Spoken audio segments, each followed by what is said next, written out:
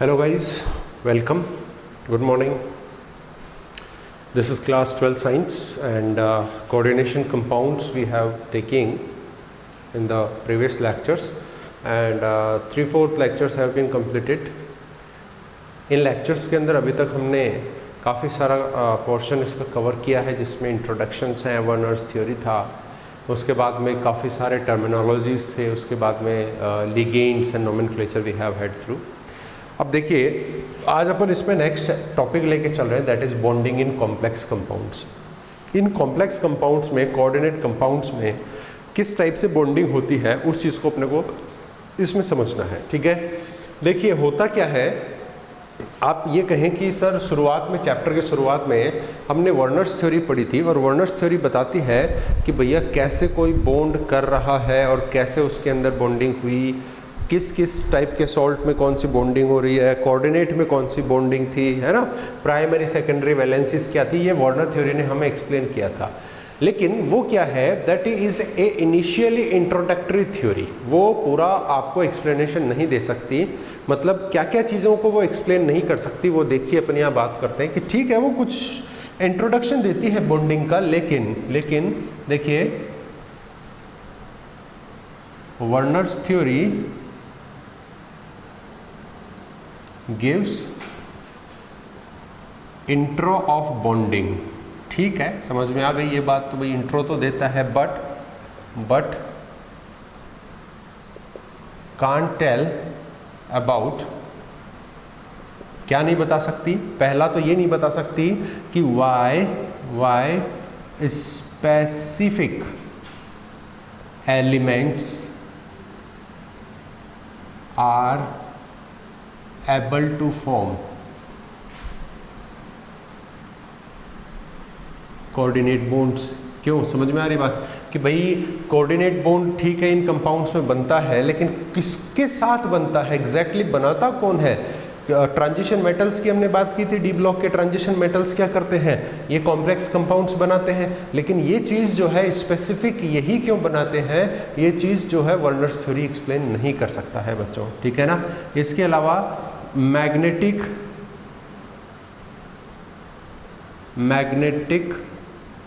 and optical properties are not explained. ठीक है, magnetic और जो ऑप्टिकल प्रॉपर्टीज इनके अंदर आएगी, ये चीज़ हम समझेंगे बच्चों, ये ध्यान रखना, मैग्नेटिक एंड ऑप्टिकल प्रॉपर्टी को हम समझेंगे. ये चीज़ भी, ये जो वर्नर्स थ्योरी थी वो एक्सप्लेन नहीं कर सकती है. इसके अलावा भी अगर आप इसमें देखोगे तो जो ये थ्योरी है वो ये नहीं बता सकती कि भैया कोऑर्डिनेट बॉन्ड्स क्या होते हैं. वो it can't explain the directional property of these bonds. तो ठीक है, उन्होंने वर्नर्स थ्योरी ने एक इंट्रोडक्शन दिया बॉन्डिंग का, लेकिन काफ़ी सारी चीज़ें हैं, काफ़ी सारे क्वेश्चंस हैं इन कोऑर्डिनेट कंपाउंड्स के लिए जिनको वो थ्योरी जो है वो एक्सप्लेन नहीं कर सकती है. जैसे कि स्पेसिफिक एलिमेंट ही वो क्यों बना रहे हैं, कौन बनाते हैं, डी ब्लॉक के ट्रांजिशन मेटल्स बनाते हैं. जैसे कि इन कोऑर्डिनेट कंपाउंड्स के अंदर एक स्पेसिफिक मैग्नेटिक और ऑप्टिकल प्रॉपर्टी होती है, तो ऐसा क्यों है वो ये एक्सप्लेन नहीं कर पाता है.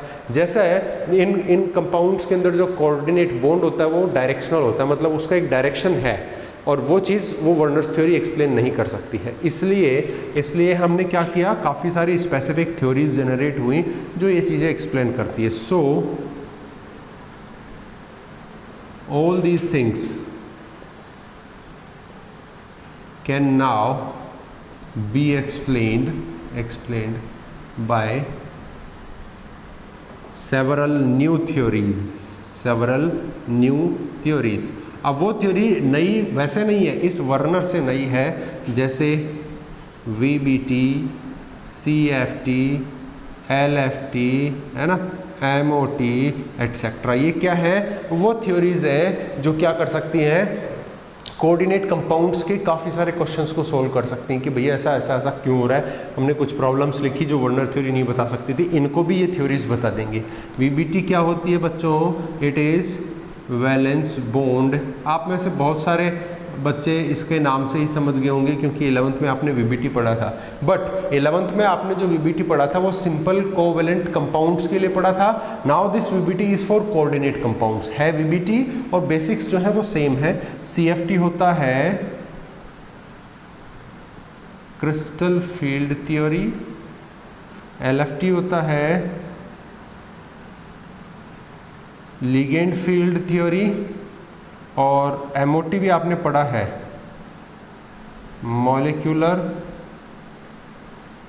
Orbital theory. ठीक है, तो ये एलएफटी और सीएफटी नया देखने को लग रहा है आपको। वीबीटी एमओटी आपने पढ़ा है कोवेलेंट कंपाउंड्स के लिए, लेकिन यहाँ ये दोनों किसको बताएंगे? कोऑर्डिनेट कंपाउंड्स को बताएंगे। अच्छा, एक चीज़ देखना, हमें सिलेबस में ये दोनों ही पढ़ना है। Sorry, we are not having this to.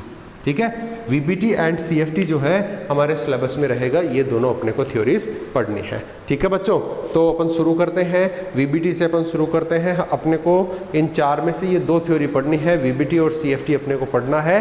और अब आज अपन शुरू करते हैं वीबीटी से। ठीक है बच्चों, चलो अपन शुरू कर रहे हैं। VBT is valence bond theory, जो हमें कोऑर्डिनेट कंपाउंड्स के बारे में काफ़ी क्वेश्चंस को सोल्व करके देगा। ठीक है, देखिए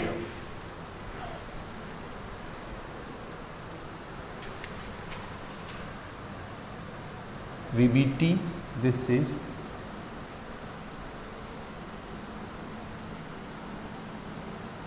ठीक है,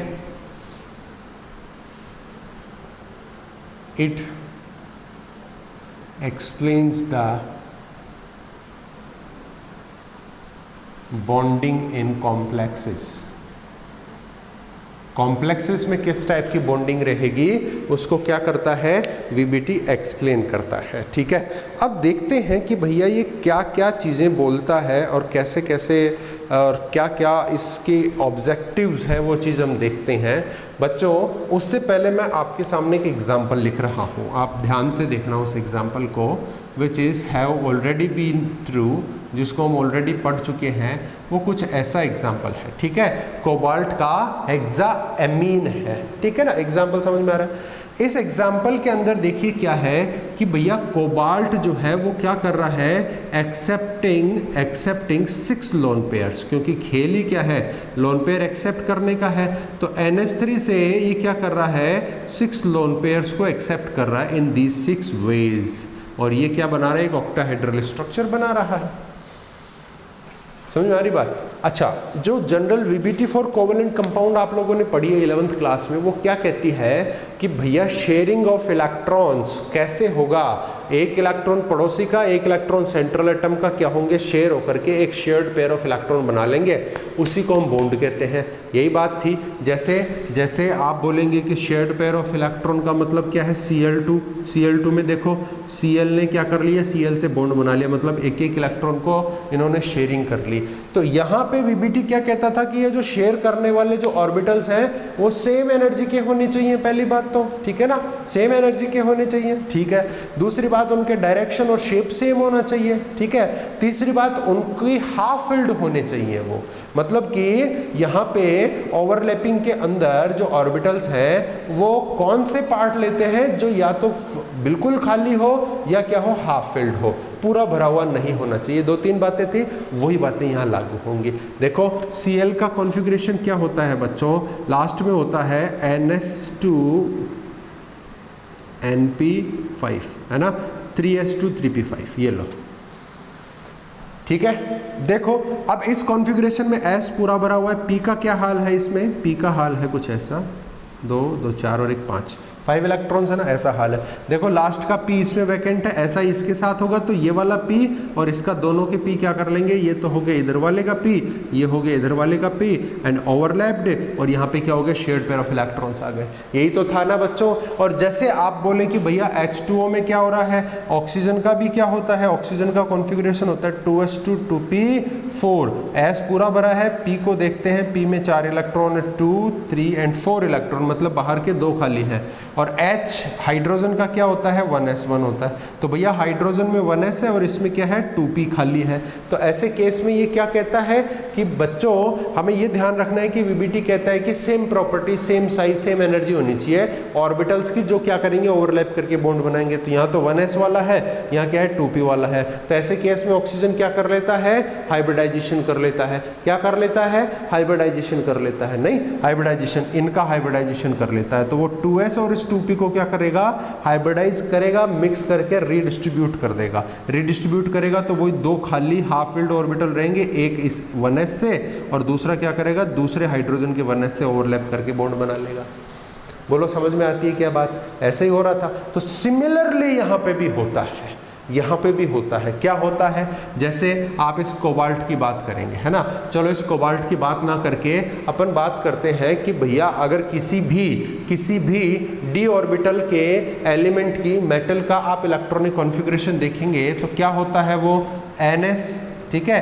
ns क्या कितने होते हैं 2 इलेक्ट्रॉन्स होते हैं, ठीक है। ns के 2 इलेक्ट्रॉन्स होते हैं और d कितना होता है n-1, d की क्या होते हैं 1 से 10 होते हैं। और आप देखेंगे np 6 आ सकता है इसमें, है ना, यही होता है। अच्छा इसके आगे आप बात करोगे तो फिर यहाँ पे क्या आ जाता है nd आ जाता है। तो देखो जैसे मान लो ये 3d है ना, तो ये 3d रहेगा, ये n क्या है 4s रहेगा, ये 4p रहेगा और ये क्या है दिस इज 4d। समझ में आ रही है क्या बात? ठीक है, समझ में आ रहा है ये ऑर्बिटल सिस्टम कैसे होता है। वैसे तो जनरली अपने को यहाँ तक ही देखने को मिलेगा। जैसे मैं कोबाल्ट का इलेक्ट्रॉनिक कॉन्फ़िगरेशन ही लिख देता हूँ बच्चों, देखो क्या होता है इलेक्ट्रॉनिक कॉन्फ़िगरेशन। फेकोनी मतलब फेको Fe27 नंबर होता है, कोबाल्ट का है 27 नंबर। 27 नंबर के अंदर आप देखेंगे कि कोबाल्ट जो है 3D सीरीज का होता है, तो 3D और 7 3d7 4s2 this is the way, ये है। अब देखो 3D कौन सा है बच्चों 4n की वैल्यू कितनी है 4 और यहाँ पे d कौन से का है तो n-1, तो इसके अंदर ये क्या है 4-1 है 3। तो देखो ये वाले ऑर्बिटल काम में आ रहे हैं कोबाल्ट के अंदर, ये वाले काम में नहीं आ रहे हैं। ठीक है, समझ में आ रही है क्या बात? तो यहाँ पे भी क्या होता है, ये जो central metal atom D block का है वो क्या करता है लोन पेयर एक्सेप्ट करता है, शेयर करता है। कोवेलेंट कंपाउंड्स में क्या हो रहा था, उनके अंदर दो एक इलेक्ट्रॉन इधर वाला और एक इलेक्ट्रॉन इधर वाले एलिमेंट आपस में क्या कर रहे थे शेयरिंग कर रहे थे, ओवरलैप कर रहे थे। यहाँ पे क्या होता है कोऑर्डिनेट बॉन्ड की क्या खासियत होती है, एक ही एलिमेंट एक ही एटम क्या करता है दोनों इलेक्ट्रॉन को देता है शेयर करने के लिए। तो लिगेंड क्या करेगा दोनों इलेक्ट्रॉन इसको देगा। लेकिन उसके लिए आप देखें कि भैया लिगेंड की तरफ से सेंट्रल मेटल एटम के पास क्या रहा है लोन पेयर दोनों इलेक्ट्रॉन। इसके लिए सेंट्रल मेटल एटम के पास क्या होना चाहिए पूरा खाली ऑर्बिटल होना चाहिए ना। यहाँ तो क्या आ रहा था हाइड्रोजन की तरफ से एक इलेक्ट्रॉन, ऑक्सीजन की तरफ से एक इलेक्ट्रॉन, मतलब ऑक्सीजन के पास अगर हाफ फिल्ड ऑर्बिटल है तो आने वाले हाइड्रोजन के एक इलेक्ट्रॉन को वो रख सकता है। लेकिन यहाँ तो कोऑर्डिनेट बॉन्ड में तो पूरा का पूरा लोन पेयर इधर इस सेंट्रल मेटल एटम की तरफ आ रहा है। इसका मतलब central metal atom must have completely vacant orbital. ठीक है, और ऐसा करने के लिए ये सेंट्रल एटम भी क्या करते हैं हाइब्रिडाइज करते हैं अपने ऑर्बिटल्स को और नए ऑर्बिटल्स का फॉर्मेशन करते हैं। तो कुल मिलाकर के इससे हमें क्या समझ में आया कि ये जो सेंट्रल मेटल एटम होते हैं वो लोन पेयर को एक्सेप्ट करते हैं, शेयर करते हैं और कोऑर्डिनेट बॉन्ड बनाते हैं। उसके लिए ये क्या कर सकता है स्पेसिफिक डी ऑर्बिटल्स को यूज कर सकता है, उनके हाइब्रिडाइजेशन को यूज करता है और उस हाइब्रिडाइजेशन के बिहाफ पे ही उसकी एक स्पेसिफिक स्ट्रक्चर बनती है उस कंपाउंड की। बात समझ में आ रही है क्या? चलिए मैं इस सारी कहानी को आपके सामने लिखता हूं। ठीक है, देखिए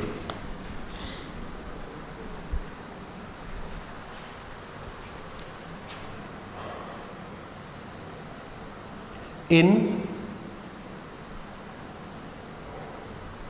इन्फ्लुएंस ऑफ लिगेंड, लिगेंड के इन्फ्लुएंस में, in influence of ligand orbitals of central metal will be hybridized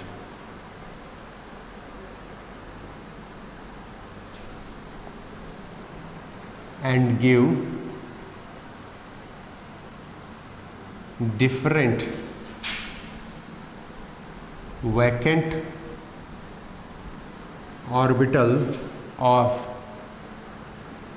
same energy, है ना, सबका अपने को सेम एनर्जी चाहिए, same energy to accept LP from ligand. बात समझ में आई क्या? बात बोलो, समझ में आई क्या बात, है ना। तो लिगेंड जब आता है उससे पहले, अच्छा एक चीज ध्यान रखना कि जब लिगेंड आएगा उससे पहले क्या है, उसका n-1 d ns कॉन्फ़िगरेशन रहता है, लेकिन जैसे d आएगा तो उसके इन्फ्लुएंस के, उसके आने की वजह से हाइब्रिडाइजेशन होगा, पहले हाइब्रिडाइजेशन नहीं होता है इसके अंदर, है ना। और क्या करेगा वो, वैकेंट ऑर्बिटल्स बना लेगा, जिससे वो क्या कर लेगा, लिगेंड से लोन पेयर को ले सके, क्योंकि लोन पेयर 2 इलेक्ट्रॉन का पेयर है ना, तो पूरा वैकेंट ऑर्बिटल चाहिए, है ना, हाफ फील्ड से काम नहीं चले। वीबीटी ये कहता है कि भैया आपका हाफ फील्ड और बिल्कुल वैकेंट ऑर्बिटल इसमें हाइब्रिडाइजेशन में पार्ट ले सकता है, ठीक है ले सकता है, लेकिन यहाँ पे अपने को वैकेंट ही चाहिए। क्यों? क्योंकि हमें क्या करना है, लोन पेयर एक्सेप्ट करना है, और लोन पेयर ऑफ 2 इलेक्ट्रॉन्स, और 2 इलेक्ट्रॉन कम से कम एक ऑर्बिटल में आ सकते हैं, तो अपने को ऑर्बिटल वैकेंट चाहिए। समझ में आ गई बात? अच्छा देखो, ये कौन से ऑर्बिटल्स का हाइब्रिडाइजेशन करता है? इन दिस हाइब्रिडाइजेशन,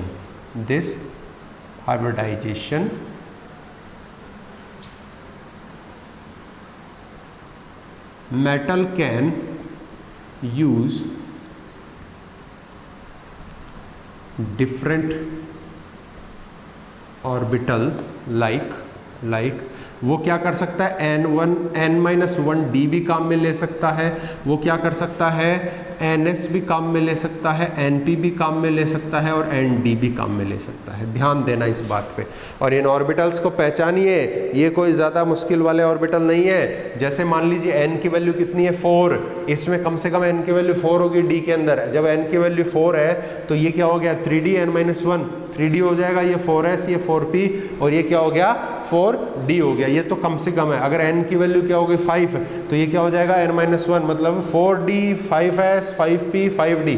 इसका मतलब ये तो क्या हो गया, अंदर का d हो गया, है ना। जैसे ये 3d है तो ये 4d है, तो ये अंदर का d हो गया और ये बाहर का d हो गया है, ठीक है। तो इन ऑर्बिटल्स को वीबीटी कहता है कि वो central metal atom in orbitals को हाइब्रिडाइजेशन के लिए यूज कर सकता है। समझ में आ रही है क्या बात, ठीक है। उसके बाद में क्या करेगा, हाइब्रिडाइजेशन होने के बाद इसका एक ऑर्बिटल वैकेंट जो है वो लिगेंड के ऑर्बिटल से ओवरलैप कर लेगा, लोन पेयर को एक्सेप्ट कर लेगा, and this overlapping forming a coordinate bond. बात समझ में आ रही है क्या, ठीक है। अच्छा देखो,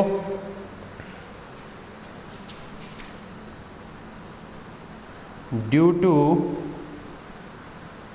this hybridization and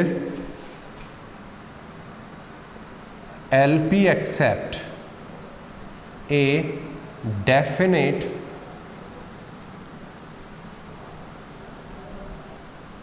geometry will be formed। वो क्या होती है, बन जाती है, which is, तो बच्चों आपको क्वेश्चन कैसे देगा, ध्यान देना। आपको क्या करेगा, कोई कॉम्प्लेक्स दे देगा और पूछेगा कि explain the VBT in the example, example में वीबीटी को समझाओ, है ना, ये बोल देगा। तो अभी अपन एग्जांपल्स लेंगे और आपको बोले कि व्हाट इज द वीबीटी, तब आपको ये सारी बातें बोलनी है, ठीक है। और फिर एक एग्जांपल लेकर के समझाना है।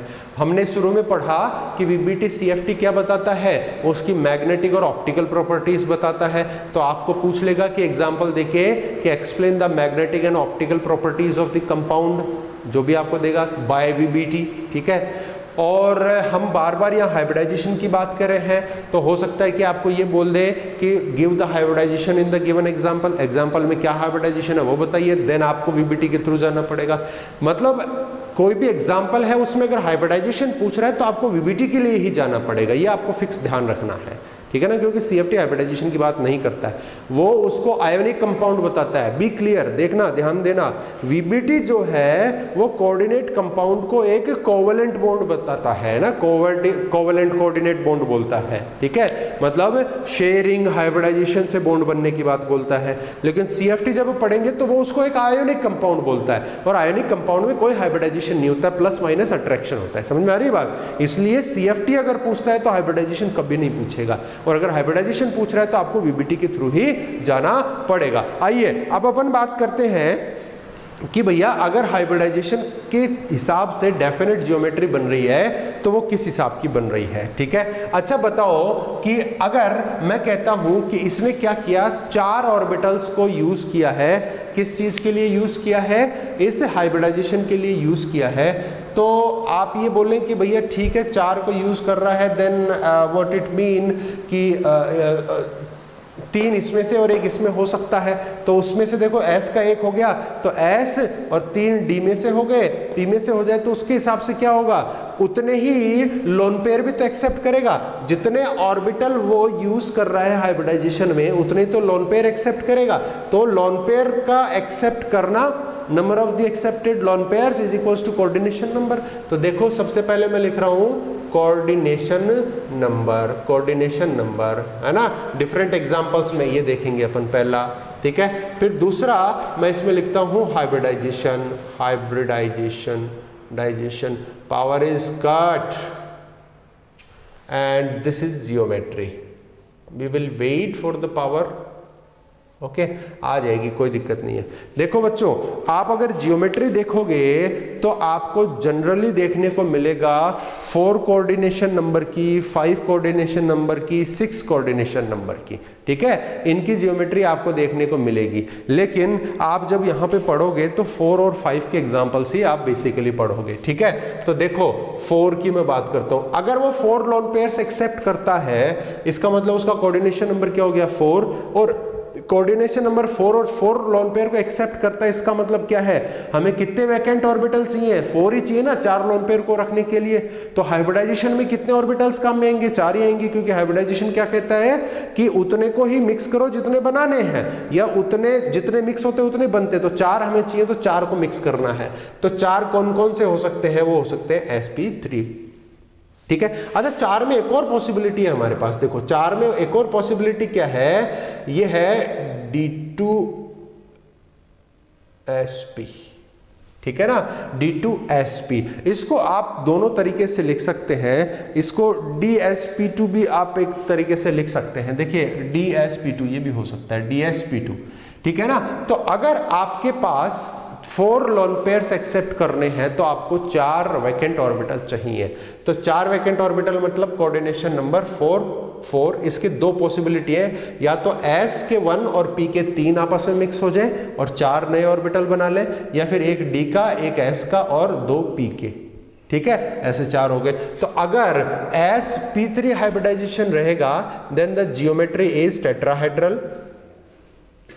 टेट्राहेड्रल जियोमेट्री रहेगी, और अगर DsP2 यूटिलाइज हो रहा है तो उसमें क्या होती है, स्क्वायर प्लेनर क्या होगी, इसके अंदर जियोमेट्री रहेगी, ठीक है। अच्छा कोऑर्डिनेशन अपन बढ़ाते हैं, if coordination number is 5 that means it is accepting 5 lone pairs, वो क्या कर रहा है, 5 लोन पेयर एक्सेप्ट कर रहा है, मतलब कोऑर्डिनेशन नंबर 5, मतलब हमें 5 ही ऑर्बिटल चाहिए उसके अंदर, कितने चाहिए, 5 ऑर्बिटल्स ही रिक्वायर्ड रहेंगे ताकि उन 5 लोन पेयर्स को हम क्या कर सकते हैं, एक्सेप्ट कर सकते हैं। तो ऐसा करेंगे तो हमारे पास में हाइब्रिडाइजेशन क्या रहेगा, sp3d, देखो 3, 4 एंड 5, टोटल 5 हो गए, और इसमें जियोमेट्री होती है बाइपिरामिडल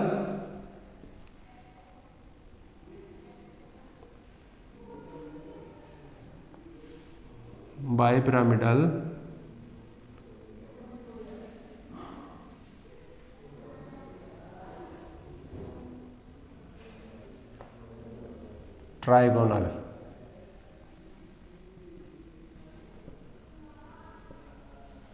ठीक है, बाइपिरामिडल ट्राइगोनल स्ट्रक्चर बनती है। अच्छा बच्चों, ये स्ट्रक्चर्स तो मैंने आपको बता रखी है कि नहीं बता रखी है? इस चैप्टर की शुरुआत में बताई थी। किस चीज के नाम से बताई थी याद करो। आपको मैंने कहा था कोऑर्डिनेशन पॉलीहेड्रा में, और मैंने कहा था कि लोन पेयर आपस में रिपेल करते हैं और उस रिपल्सन से क्या होती है, डिफरेंट डिफरेंट जियोमेट्री बन करके आती है, और उस जियोमेट्री के बिहाफ पे ही हमने उसके पॉलीहेड्रा को एक्सप्लेन किया था। ये वही तो थी बाइपिरामिडल ट्राइगोनल, हमने बोला था ट्राइगोनल बाइपिरामिडल लिख दो है, दोनों तरह से लिख सकते हैं इसको, ऐसे लिख दीजिए, ट्राइगोनल बाइपिरामिडल भी आप इसको लिख सकते हैं। देखो ट्राइगोनल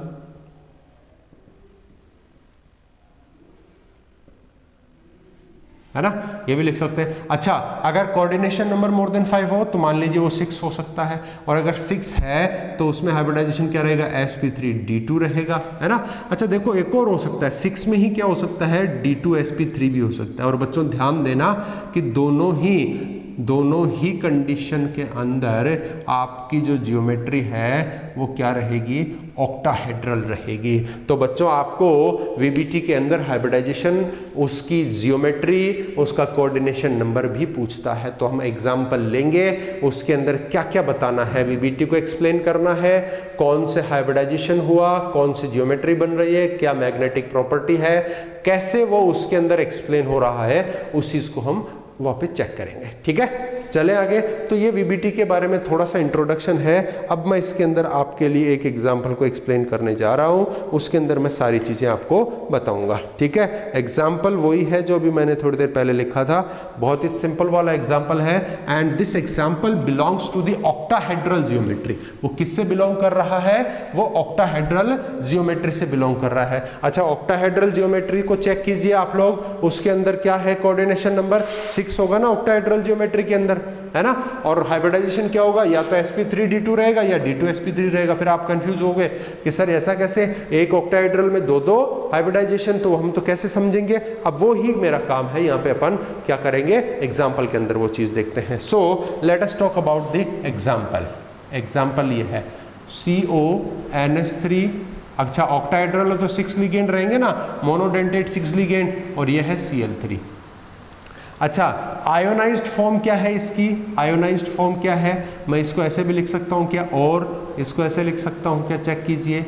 अच्छा ठीक है, मत लिखिए, कोई बात नहीं, ये Cl3 हटाओगे तो 3+ आ जाएगा, चलता है। देखो ऑक्सीडेशन स्टेट निकालो, सबसे पहला काम तो कोबाल्ट की ऑक्सीडेशन स्टेट X प्लस इसका 0 होता है गुणा 6, ठीक है ना, ठीक है, प्लस Cl पे क्या है, -1 × 3 = 0, तो X = -3, इधर +3 हो जाएगा, और ये इधर जाकर के क्या हो जाएगा,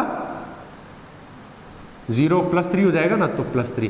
तो ये क्या है, this is the oxidation state, oxidation state. ठीक है, अब सबसे पहले आपको क्या चाहिए, इलेक्ट्रॉनिक कॉन्फ़िगरेशन, इलेक्ट्रॉनिक कॉन्फ़िगरेशन। ध्यान देना, इसीलिए आपको डी ब्लॉक पढ़ना अब जरूरी है 12th के अंदर। ठीक है, और सबसे इंपॉर्टेंट बात कि डी ब्लॉक में भी 3D सीरीज तो आपको पढ़नी ही पढ़नी चाहिए, ताकि इलेक्ट्रॉनिक कॉन्फ़िगरेशन में दिक्कत ना आए। कोबाल्ट जो है बच्चों, कोबाल्ट जो है वो आपका होता है 27 नंबर पे। ठीक है, कितने पे होता है, 27 नंबर पे होता है।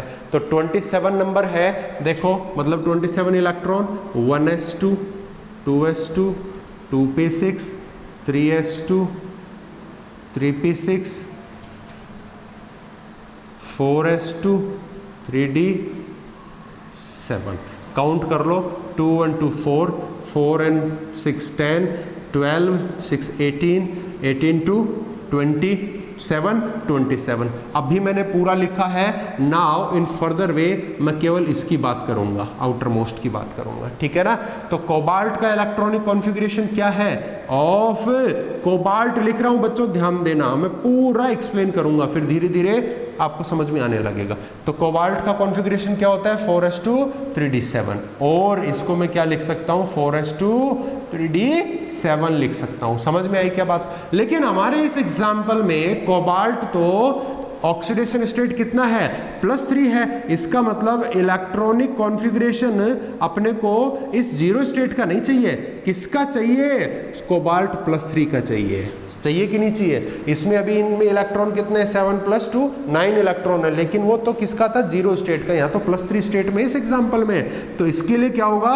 3 इलेक्ट्रॉन हटाने पड़ेंगे। और सबसे पहले इलेक्ट्रॉन कहाँ से हटता है? s ऑर्बिटल से। कितने हैं? 2 इलेक्ट्रॉन है, तो 4s तो 0 हो गया, और एक इसमें से हटाना पड़ेगा क्योंकि 3 हटाने अपने को, ये हो गया 3d6। ये लो, हुआ या नहीं हुआ? आपको ये बात समझ में आती है या नहीं आती है? ठीक है, अब देखो इसको आप ऐसे भी लिख सकते हो, कोई प्रॉब्लम नहीं है। 3d6 4s 0 भी लिख सकते हो, कोई प्रॉब्लम नहीं है, कहीं कोई दिक्कत नहीं है।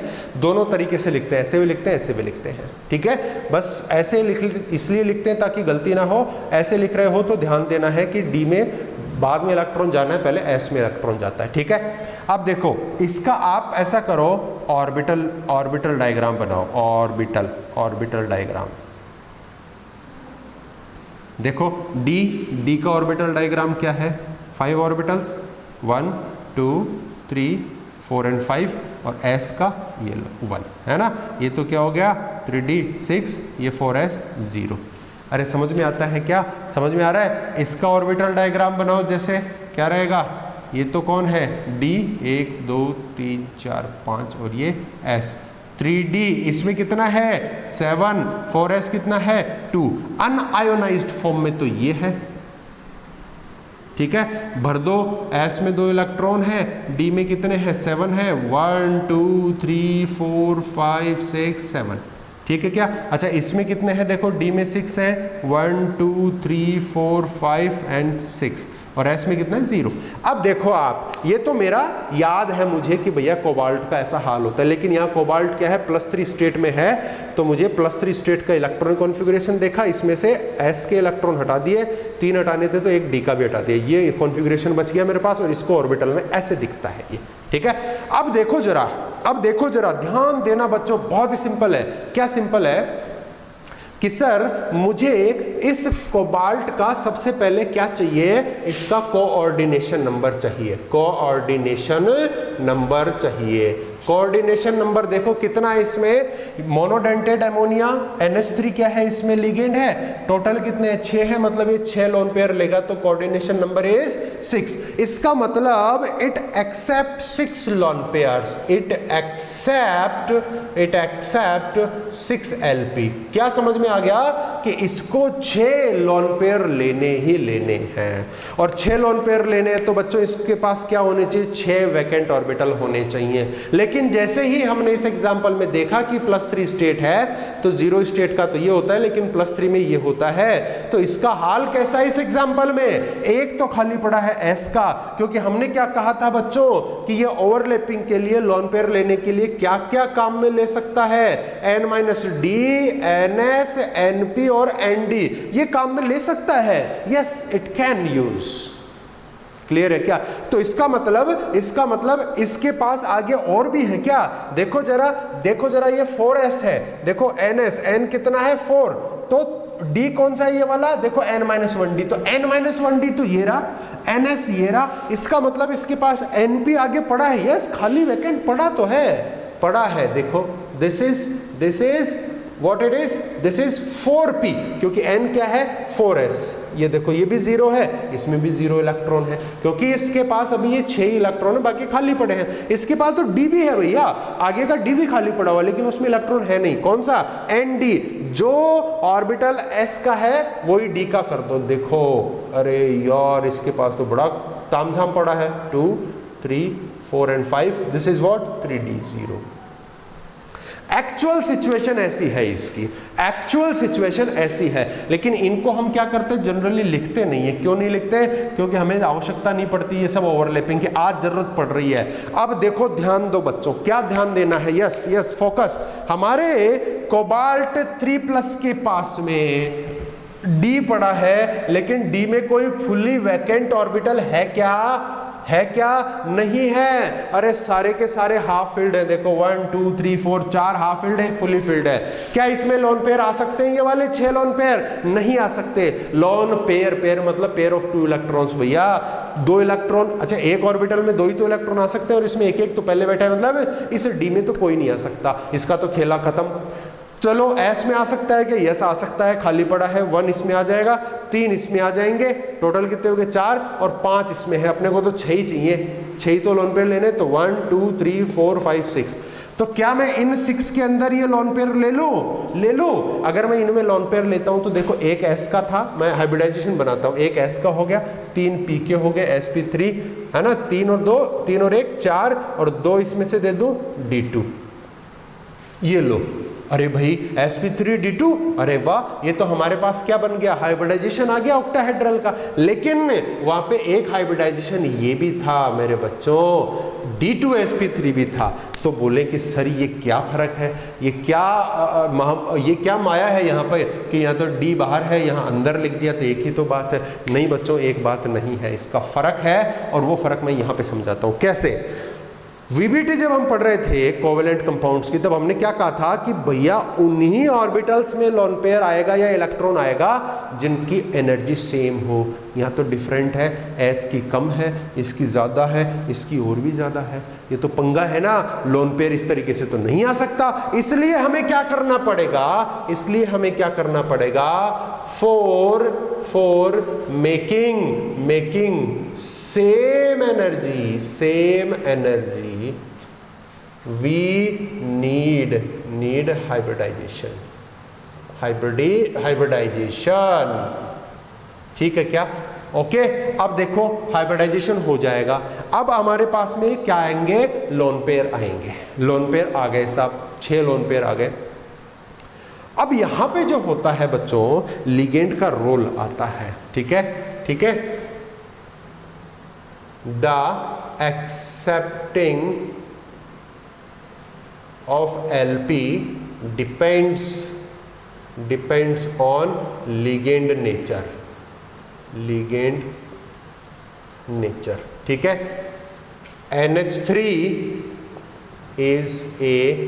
NH3 जो होता है बच्चों, वो क्या होता है? A strong ligand. कैसा है? स्ट्रॉन्ग लिगेंड है।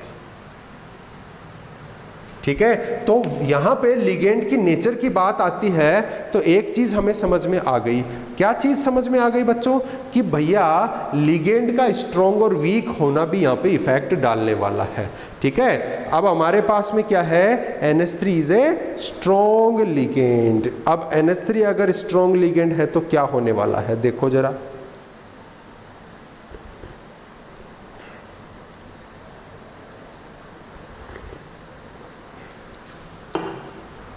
ठीक है, समझिए बच्चों, कम ईयर समझना। हमारे अमोनिया वाले, एमीन वाले 6 लोन पेयर आने का 2 तरीके। या तो वो अंदर वाले डी को डिस्टर्ब ना करे और क्या कहे कि 1 लोन पेयर 2 3 4 5 और 6 यहां पे रखो, काम खत्म करो। एक तरीका। दूसरा तरीका, वो अंदर वाले डी को बोले कि भैया आप अंदर की तरफ शिफ्ट हो जाओ, मेरे को आना है। तो मैं इनको शिफ्ट कैसे कर सकता हूँ? इसको उठा करके यहाँ ले आऊँ, इसको उठा करके यहाँ ले आऊँ, तो ये 2 ऑर्बिटल खाली हो जाएंगे। तो 1 2 3 4 5 6 ऐसे भी भर सकते हैं।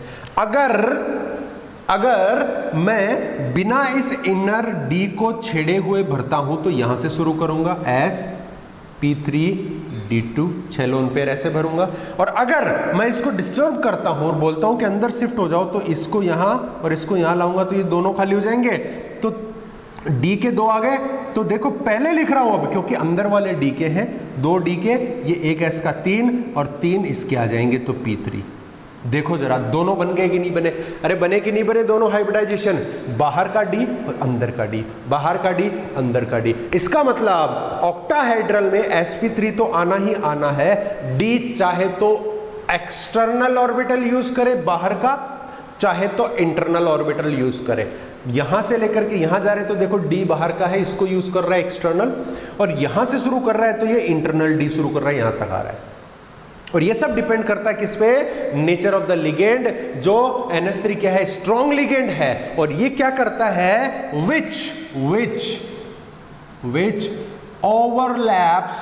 which overlaps the electrons of inner d orbital. अरे बच्चों समझ में आती है क्या कि ये स्ट्रॉन्ग है, इसलिए ये क्या करता है, इनर डी ऑर्बिटल के इलेक्ट्रॉन्स को क्या कर देता है, ओवरलैप कर देता है कि भैया अंदर की तरफ किसको, मुझे बैठना है। आप किसी बस में सफर कर रहे हो, आप खुले सीट पे बैठे हो, कंडक्टर के बैठने की इच्छा होगी सीट पे, तो कंडक्टर बोलेगा भैया किसको उधर बैठूंगा मैं, तो हम कंडक्टर को थोड़ी मना कर सकते हैं, भैया बस उसी की है ना, मालिक को थोड़ी मना कर सकते हैं, वही वाला काम है। तो लॉन पेयर जो आ रहे हैं एमीन NH3 लिगेंड, अगर वो स्ट्रॉन्ग है तो वो क्या कर सकता है, इनको शिफ्ट करा सकता है, और कौन सा डी यूज करेगा, इनर डी यूज करेगा। समझ में आई बात। अगर वो वीक है तो वो क्या करेगा, इनको नहीं छेड़ सकता और उसको बाहर बैठना पड़ेगा और एक्सटर्नल डी यूज करना पड़ेगा। समझ में आ गई क्या बात, ठीक है। तो मैंने लिखा NH3 is a strong ligand which overlaps the electrons of inner D। चलो मैं क्या करता हूं, उनको ओवरलैप करता हूं, नहीं है, ओवरलैप ना लिखे, मैं यहां पे लिखता हूं पेयर्स। अब देखो जरा, पेयरिंग करता हूं मैं, पेयरिंग करूंगा तो ये कैसा हो जाएगा,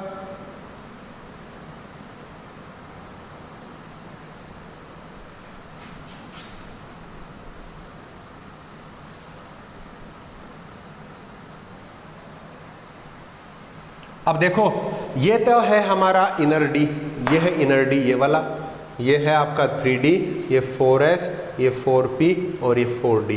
क्योंकि ये स्ट्रॉन्ग है तो ये क्या कर लेगा, इनकी पेयरिंग कर देगा। इनकी पेयरिंग कैसे होगी, देखो पहले ऑर्बिटल में तो भरा है एक पेयर, दूसरे में सिंगल है, उसको पेयर कर दो, तीसरे में सिंगल है, उसको पेयर कर दो। टोटल कितने थे, 6 थे, 6 आ गए क्या, अरे आ गए क्या, आ गए ना।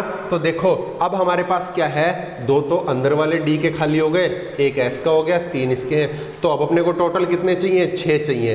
2 तो यहाँ से ले लो, 2 तो ये हो गए, 1 ये आ गया, ठीक है, और 3 ये आ गए।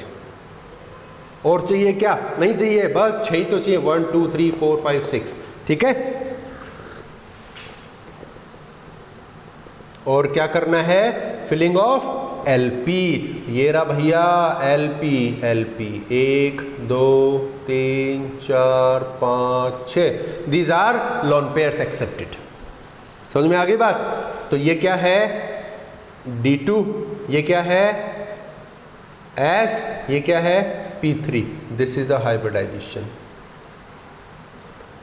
D2sp3 hybridization. देखो समझ में आ गया ना, हाइब्रिडाइजेशन क्या है, आ गया ना, अपने आप ही आ गया ना। डी को पहले क्यों लिखा है, क्योंकि इनर डी यूज हो रहा है, D2sp3। अगर लिगेंड वीक होता तो मैं क्या करता, इसको ये पेयरिंग नहीं कर पाता, तो ये 3D काम में नहीं आता, यहां से आता 1 2 3 4 5 6, तो sp3d2 आता, एक्सटर्नल आता। हाइब्रिडाइजेशन समझ में आ गया। अच्छा देखो, आपको इसी क्वेश्चन में अगर मैग्नेटिक प्रॉपर्टी पूछ लेता है कि भैया मैग्नेटिक प्रॉपर्टी बताओ, मैग्नेटिक प्रॉपर्टी कैसे निकालते हैं, अनपेड इलेक्ट्रॉन के बिहाफ पे निकालते हैं ना। जिसमें अनपेड इलेक्ट्रॉन होता है वो क्या होता है, पैरामैग्नेटिक होता है, मतलब मैग्नेटिक प्रॉपर्टी शो करेगा। और जिसमें सभी इलेक्ट्रॉन्स पेयर होते हैं वो क्या होता है, डायमैग्नेटिक होता है, उसमें मैग्नेटिक प्रॉपर्टी नहीं होती है, ठीक है। देखो all are paired electrons, so it is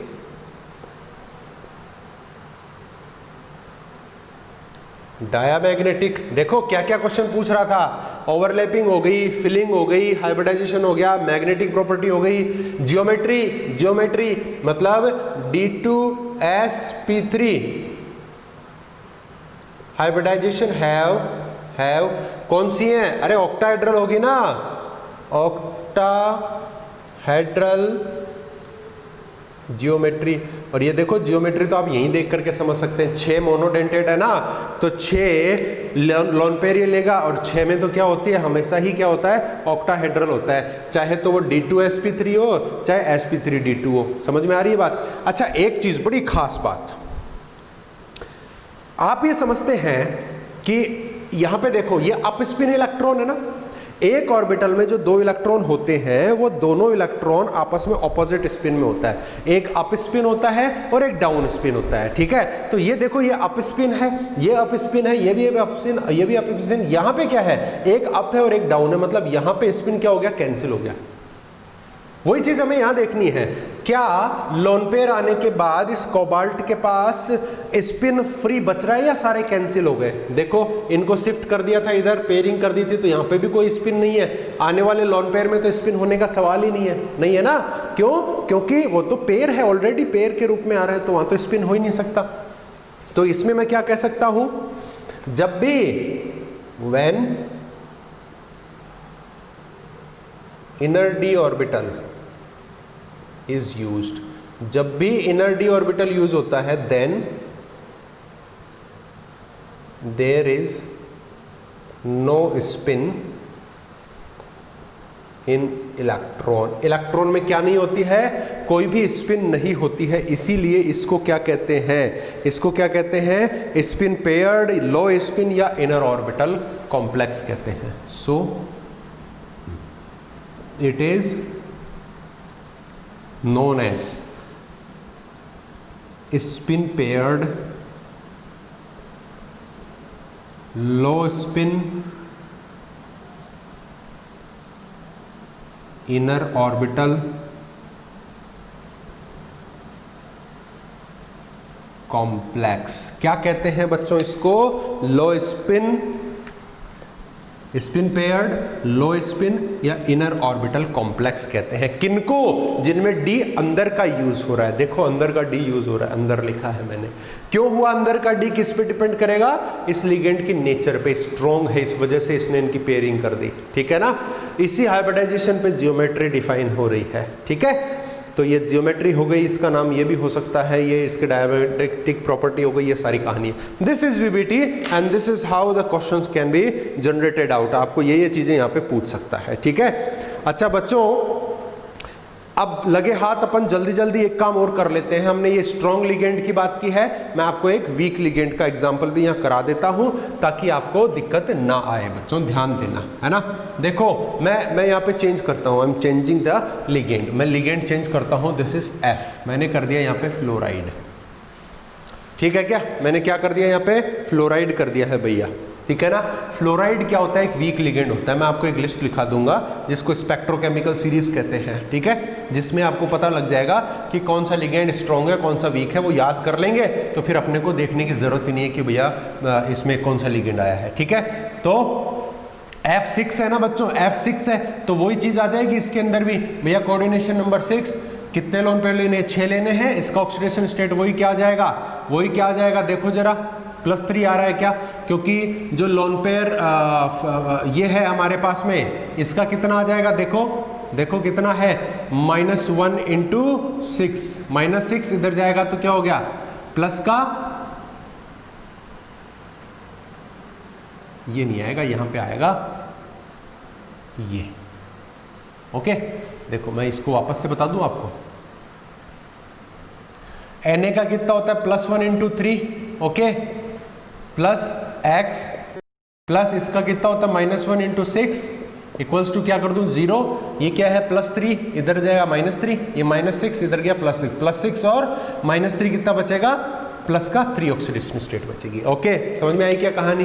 देखो इसका कॉन्फ़िगरेशन ऐसे ही लिखना है आपको, ये होता है ऑर्बिटल ऐसे दिखेंगे, +3 है ये, यहाँ पे +3 में है तो इसके +3 में क्या होगा, 3d6 4s 0 रहेगा। मैं वापस से वही बना देता हूँ, 3d6 4s 0, 1 2 3 4 5 2 1 2 3 4 और 2 6, this is 3d6, this is 4s 0, 4p 0, 4d 0। इसमें भी ये बाहर की तरफ पड़े हैं, ठीक है। चलो आगे बात करते हैं, हाइब्रिडाइजेशन होगा, लोन पेयर लेगा, और लोन पेयर जिससे लेगा लिगेंड, उस लिगेंड की नेचर पे डिपेंड करेगा कि वो जो लोन पेयर है उनको कहां भरेगा, हाइब्रिडाइजेशन किसके बीच में करना है। अगर अमोनिया पहले स्ट्रॉन्ग था तो उसने पेयरिंग कर दी थी, यहां पे कौन है, यहां पे कौन है, फ्लोराइड क्या है, लिगेंड है F, तो वो क्या है, स्ट्रॉन्ग नहीं है, कैसा है, वीक लिगेंड। कैसा है बच्चों, वीक लिगेंड, विच कांट, जो क्या नहीं कर सकता, उनको पेयर नहीं कर सकता इलेक्ट्रॉन्स को। F fluoride is a weak ligand which cannot pair the electrons of inner d orbital। तो बच्चों inner d orbital जैसा था वैसा ही रहेगा, उसमें पेयरिंग नहीं हो सकती है, क्योंकि जो हम अब यूज कर रहे हैं लिगेंड वो कैसा है, वीक है। तो इसको हमने नहीं छेड़ा और इसको नहीं छेड़ा, तो अब हम जो 6 ऑर्बिटल अपने को चाहिए लोन पेयर बिठाने के लिए, वो कहां से लाने पड़ेंगे, वो हम बाहर के d ऑर्बिटल की हेल्प लेंगे। बाहर के d ऑर्बिटल, इसकी तो नहीं ले सकते ना, क्योंकि इसमें पहले से एक बैठा है, 2 इलेक्ट्रॉन पेयर को नहीं रख सकते, इसमें भी नहीं, इसमें भी नहीं, इसमें भी नहीं, किसी में नहीं रख सकते। इसका मतलब हमें क्या चाहिए, बाहर से चाहिए। तो एक तो मैं क्या कर सकता हूं, यहां से ले सकता हूं, एक तो ये ले लिया, ठीक है। 3 में क्या कर सकता हूं, इस पी के ले सकता हूं, ओके। अब कितने हो गए, 1 2 3 एंड 4, मुझे कितने और चाहिए, 2 और चाहिए, क्योंकि टोटल लोन पेयर कितने आ रहे हैं, 6, तो 4 ऑर्बिटल हो गए। तो यहां से क्या कर दूं मैं, 2 ऑर्बिटल और ले लूं, ये ले लिया मैंने। तो देखो sp3d2, हाइब्रिडाइजेशन क्या हो गया,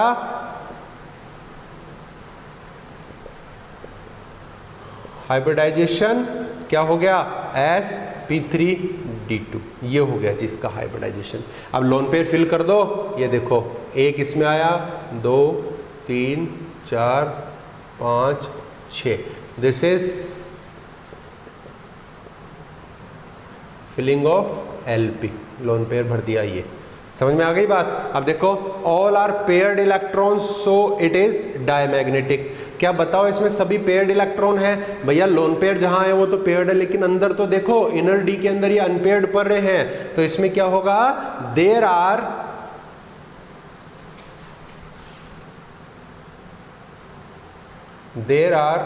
unpaired electron so it is paramagnetic. इसमें क्या होंगी, मैग्नेटिक प्रॉपर्टी होगी, है ना। देखो ये रहा अनपेयर्ड इलेक्ट्रॉन, देखो इसमें हाइब्रिडाइजेशन कैसा है, अब sp3d2 है ना, sp3d2 है। अच्छा, d2sp3 हो, इनर डी वाला हो या आउटर डी वाला हो। देखो इसमें d2sp3 क्या था, इनर वाला है, ये बाहर की तरफ आ गया।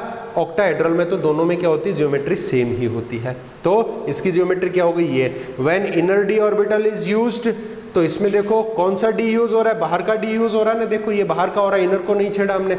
When inner d orbital is use then there is no spin. अरे भैया यहाँ तो स्पिन है, देखो ये अनपेयर्ड पड़े हैं, तो इनका तो स्पिन अप स्पिन काउंट होगा ना। There will be spin, there will be spin, और वो क्या है, काफी अच्छी मात्रा में है।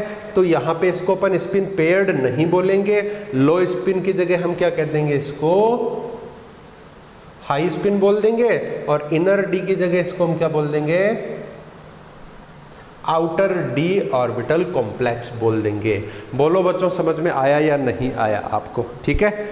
और स्पिन पेयर्ड की जगह आप इसको लिख दो ना, स्पिन फ्री स्पिन पड़ा है, ये देखो इसमें। समझ में आया क्या। तो ये है आपका एक वीक लिगेंड का, जिससे हमारे क्वेश्चंस ऐसे सोल्व होते हैं, और एक हमने स्ट्रॉन्ग लिगेंड का देखा। आप लोग प्रैक्टिस करना, प्रैक्टिस के लिए मैं देता हूं